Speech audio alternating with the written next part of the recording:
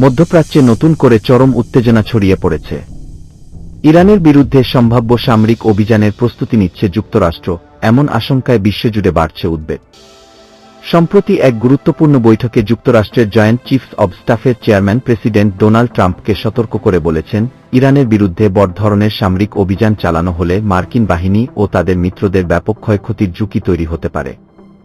একই সঙ্গে দীর্ঘস্থায়ী সংঘাতে যুক্তরাষ্ট্রের প্রতিরক্ষা অস্ত্রভাণ্ডার দ্রুত ফুরিয়ে যাওয়ার আশঙ্কাও প্রকাশ করেন তিনি। এদিকে অবসরপ্রাপ্ত মার্কিন নৌ অ্যাডমিরাল জেমস জি স্ট্যাভরিডিস যুক্তরাষ্ট্রের বর্তমান সামরিক প্রস্তুতিকে ডান্তের ইনফার্নোর সঙ্গে তুলনা করেছেন। তার ভাষায়, পরিস্থিতি এখন অত্যন্ত জটিল ও বিপজ্জনক পর্যায়ে পৌঁছেছে। এই উত্তেজনার কেন্দ্রবিন্দুতে রয়েছেন ইরানের সর্বোচ্চ নেতা আয়াতুল্লাহ আলী খামেনি। সূত্র জানায়, প্রেসিডেন্ট ট্রাম্প আগামী 10 দিনের মধ্যেই সিদ্ধান্ত জানাতে পারেন কূটনৈতিক পথে এগোনো হবে নাকি সামরিক পদক্ষেপ নেওয়া হবে। কূটনৈতিক আলোচনা ব্যর্থ হলে ইরানের পারমাণবিক ও সামরিক স্থাপনা হামলার বিষয়টিও বিবেচনায় রয়েছে। আন্তর্জাতিক গণমাধ্যমের খবরে বলা হয়েছে, খামেনি যদি হামলা বা গুপ্তহত্যায় অক্ষম বা নিহত হন, সে ক্ষেত্রে ইরানের নেতৃত্বে আনার জন্য আলী লারিজানিকে সামনে রেখে বিকল্প নেতৃত্ব কাঠামোর পরিকল্পনা প্রস্তুত রয়েছে। একই সঙ্গে খামেনি 4 ধাপের উত্তরাধিকার পরিকল্পনা নির্ধারণ করেছেন, যাতে শাসনব্যবস্থার ধারাবাহিকতা বজায় থাকে।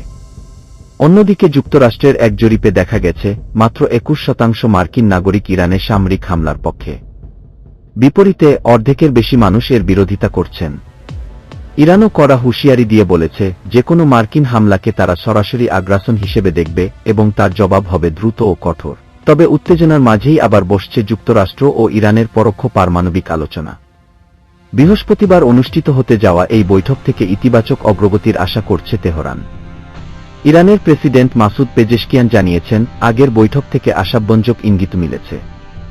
সব মিলিয়ে আগামী কয়েকদিন মধ্যপ্রাচ্য ও বৈশ্বিক রাজনীতির জন্য অত্যন্ত গুরুত্বপূর্ণ বলে মনে করছেন বিশ্লেষকরা। রসুল ইসলাম রাসেল, আন্তর্জাতিক সংবাদ, বিবিসি বাংলা টিভি।